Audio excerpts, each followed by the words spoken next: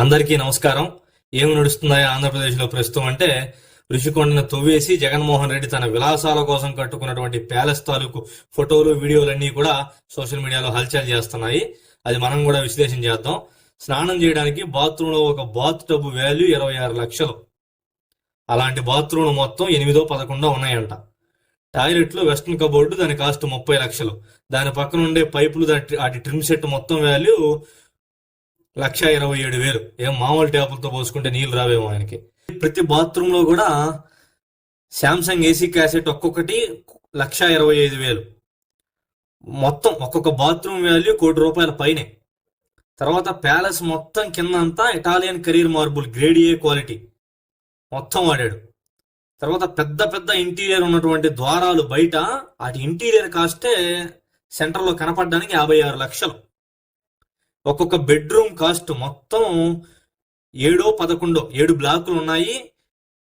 మొత్తం ఒక్కొక్క bedroom cost వచ్చేసరికి 1,30,00,000.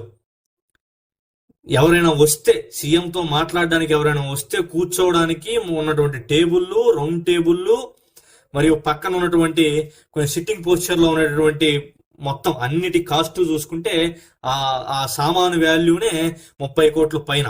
తర్వాత వంటగదిలో ఉన్న సామాను బయట నుంచి కనపడుతుంది తప్ప అన్ని కవర్లు కప్పున్నాయి. అవన్నీ కూడా దిగుమతి చేసుకున్న సరికి అవి కూడా మామూలుగా లేవు.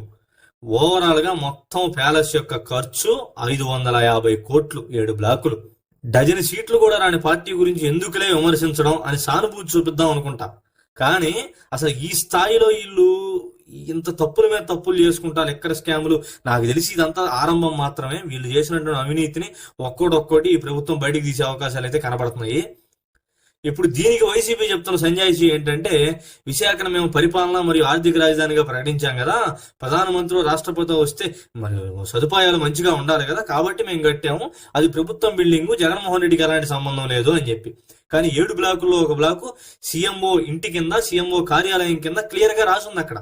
మరి దానికి ఎలా సమాధానం చెప్తారు?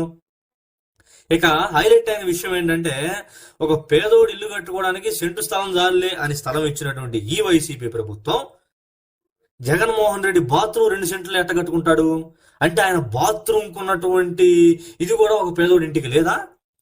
ఆయన వెస్టర్న్ కబోర్డు వాల్యూ కూడా పేదోళ్ళ బతుకులు చేయవా? సచివాలయానికి 2 లక్షల రూపాయల సామాను లెక్కలేదని చెప్పి, ఆ లెక్కాపత్రాలు లేవని చెప్పి కోడెల శివప్రసాద్ గారిని అవమానించి, ఆయన మానసికంగా హింసించి ఆయన చనిపోయేటట్టు చేశారు. మరి 550 కోట్లు ఎవడి సొమ్ము? 70% సామాన్ ఇంకా కవర్ తీయలేదు. అవి తీసిన తర్వాత ఆటి వాల్యూ కూడా క్లియర్ గా అర్థమవుతుంది. కానీ కోడెల శివప్రసాద్ గారు లాంటి గొప్ప వాళ్ళతో ఆయన పోల్చకూడదులే. కోడెల శివప్రసాద్ గారు బతికినంత కాలం పల్నాటి పులిగానే బతికాడు. ఆయన చివరి రోజుల్లో కూడా చిన్న గౌరవానికి ఇలాంటి వ్యక్తులు వేసి నిందని తట్టుకోలేక ఆ మనిషి అలా వెళ్ళిపోయాడు. కానీ వీళ్ళకి ఏమి పౌరుషాలు, ఆత్మ మనలు అట్లాంటివి ఏమి ఉండవులే ఈ వైసీపీ వాళ్ళకి. మళ్ళీ తుడుచుకొని మళ్ళీ జనాల్లోకి వచ్చేస్తారని.